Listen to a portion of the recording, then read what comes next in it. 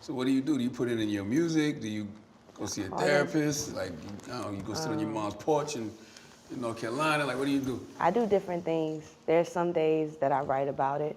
There are some days too, like you said, like I like to drive and just listen to music or just ride in silence and think. So sometimes I just get in the car and I'll ride for hours around Raleigh, or I'll go home.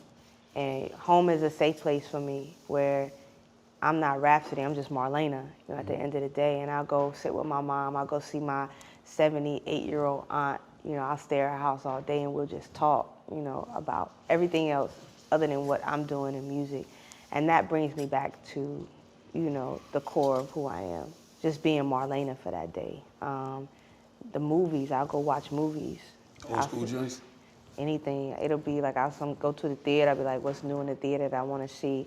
If not, like a lot of, while I was working on this album, I just watched a bunch of classic black films, you know, like Love Jones, or I go back to, Boys in the Hood, Color Purple. Like, I just binge watch them. I woke up every day and watch a new black film. Those are things that make me happy. I do things that make me happy and bring me peace.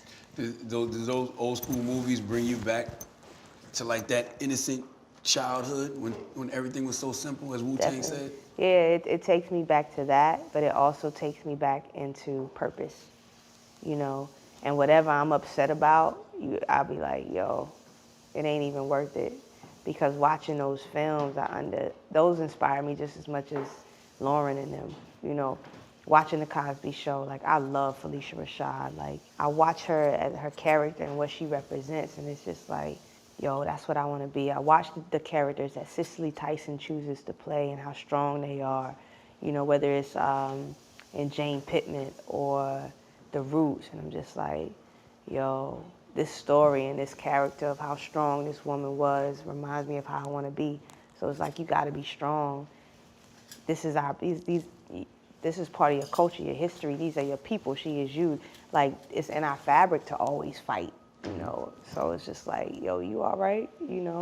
It's part of the story.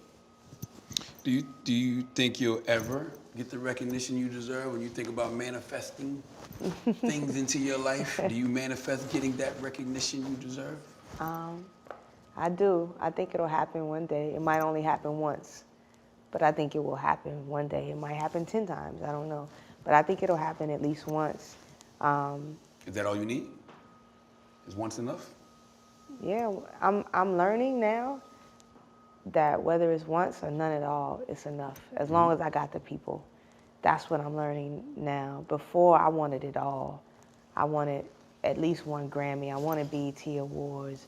I want to get up and give a speech at least one time at every award show. Like, I used to want all of those. But, now I'm becoming okay with and understanding that the award is in the work and the people and the things that you leave behind.